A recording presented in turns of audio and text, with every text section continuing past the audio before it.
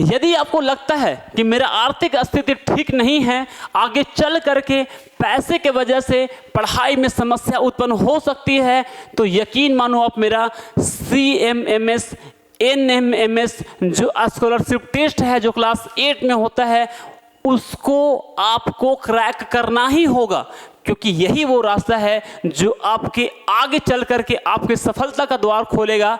आपको पढ़ाई कभी ना छूटे, आपका एजुकेशन बैकग्राउंड हमेशा बना रहे, ये आपको हेल्प करता रहेगा। मेरे भाई, पर महीना तो आपको 1,000 मिलेगा, लेकिन वो 1,000 जो इकोनॉमिक सपोर्ट है, आर्थिक मदद है, वो आपको पढ़ाई नहीं छोड़ने के लिए हमेशा प्रेरित करता रहेगा।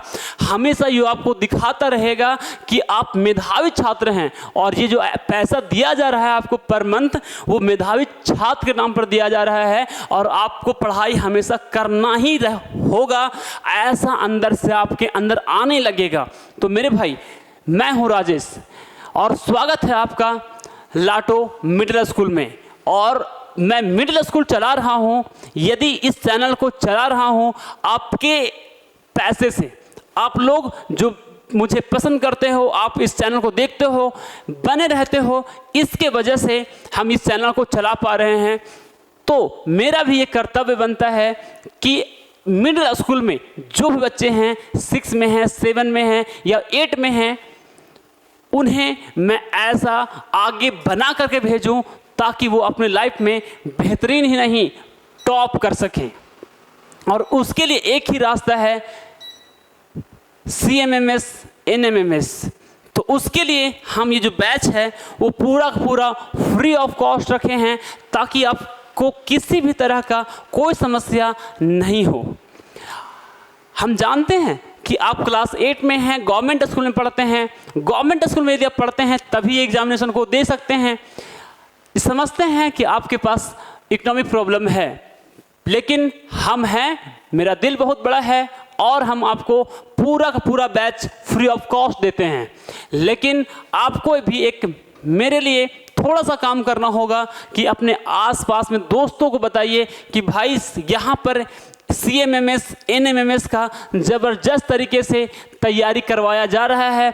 और ये हम नहीं कहते हैं, जब आप यहाँ पर आओगे, जब आप यहाँ पर पढ़ोगे, मैथ्स को पढ़ोगे, रीजनिंग को पढ़ोगे, साइंस को पढ़ोगे, तो आपको अंदाज़ा लग जाएगा कि किस लेवल का यहाँ पर पढ़ाई होता है।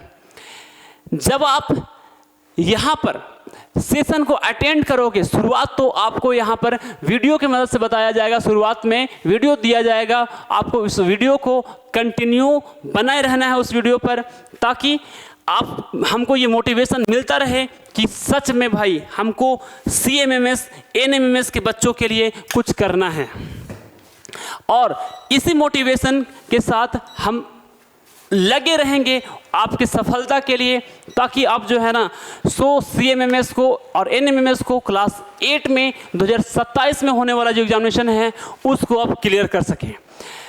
यहाँ पर आपको हर वो बात बताया जाएगा जो आपको आपके मंजिल के करीब ले जाएगा। तो आज हम एक जनरल इन्फॉर्मेशन बता देते हैं कि कौन बच्चे CMMS और NMMS का तैयारी कर सकते हैं, क्या होना चाहिए उसके लिए क्राइटेरिया, और इस बैच में उन्हें क्या क्या मिलने वाला है।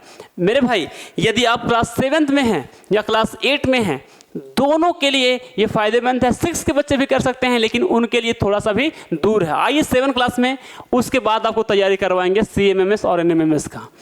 तो सबसे पहले है ना बता दें NMMS है ना। तो NMMS जो होता है सो नेशनल लेवल का होता है। नेशनल लेवल का होता है, क्या होता है, नेशनल है ना मेरिट कम है ना मेगा स्कॉलरशिप टेस्ट, या तो मेगा स्कॉलरशिप स्कीम। अब इसमें आपको क्या होगा है ना, क्लास 8 में आप यदि गवर्नमेंट स्कूल में पढ़ते हैं तो आपका एग्जामिनेशन होगा 2 फेज में है ना। एक होता है SAT और दूसरा होता है ना मैट। मैट यानी कि है ना मेंटल एबिलिटी। इसमें भी आपके 90 क्वेश्चंस होंगे और इसमें भी आपके 90 क्वेश्चंस होंगे है ना। मैट में 90 क्वेश्चन 180 मार्क्स 90 क्वेश्चन 180 मार्क्स, दोनों अलग अलग है। इसमें सिर्फ और सिर्फ रीजनिंग का सवाल पूछा जाएगा।